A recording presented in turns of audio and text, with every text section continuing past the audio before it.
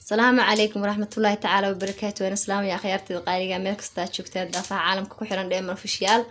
waxaan leeyahay xilli kasta joogtaa inii wacnaado maanta waxaan ka soo tuurayaa hilib baan ka soo tuurayaa maanta maasha Allah hilibka hadda waa soo dhaqan doonaa xagaas ku diyaarsan yahay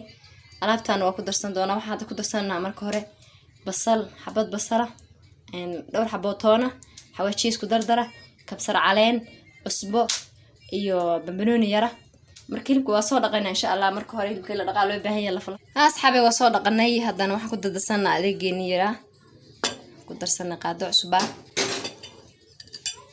ku darsanaa xawaaji isku dardara ku darsanaa kabsar caleen ku darsanaa toon ku darsanaa basal ku darsanaa bambanooni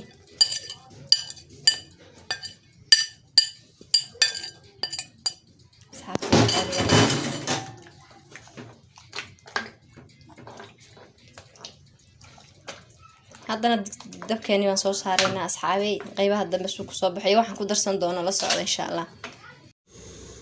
asxaabey hilibkeeni hadda waa noo soo karay saan buu ku soo baxay wax yar baan ku darsan doonaa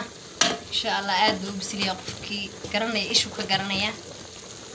marka hadda baradho yar baan ku darsanaynaa iyo xabad maraq digaaga iyo filfil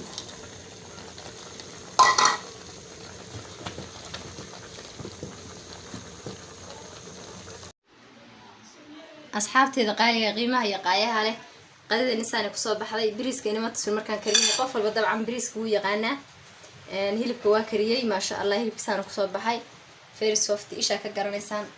cabitaankeena waa kana linta oo la isku qaboojinaya dabcan marka la diyaariyo ma sha Allah tabarakallah qada yar oo fudud aad u hawl yar weeye inaba aan caadi ahayn asxaabta qaaliga ku soo dhawaada dheeman official ku xiran meel kasta adduunka joogta waan islaamiya